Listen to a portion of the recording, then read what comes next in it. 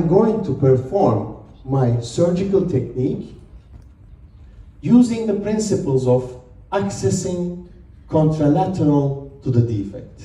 So we are going to approach with one single buccal vertical incision, and then you're going to have a beautiful access to see directly the root surface for debridement. In this instance, you need full thickness flap. You need full thickness flap reflection, and I have to be very careful not to tearing it.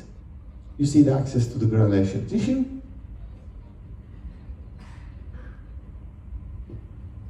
Now this is so important also to eliminate these small muscular attachment to see the mobility and lateral stretching to the defect.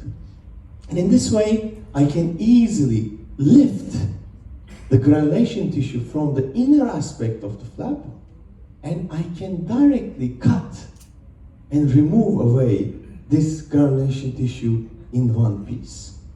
So now it is time for me to clean the root surface. I'm not blind anymore.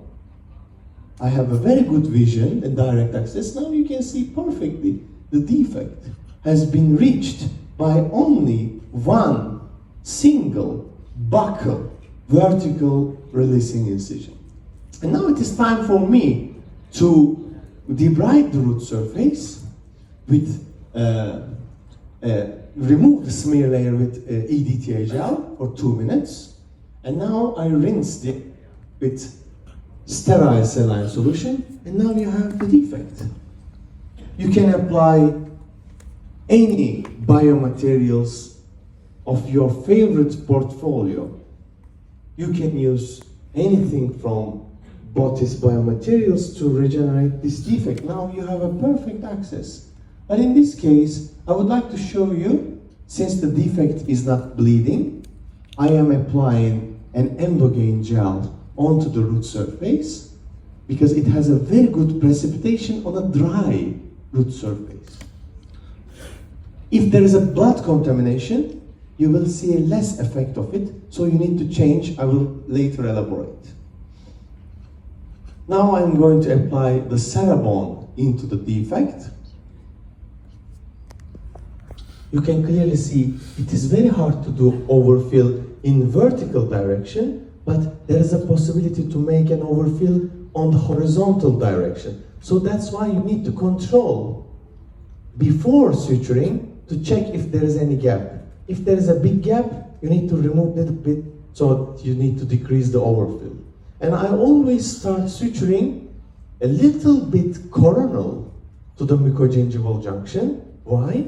To incorporate the keratinized tissue, so it will give stability to my flap, and now the flap will be stable. And now I'm going to continue to close up to the apex, and my last 2 sutures will always be performed without any tension on the most coronal aspect. And in this time, you see that we make a really precise and sharp perforation on the most coronal aspect to close the area without any tearing. Because remember, dear friends,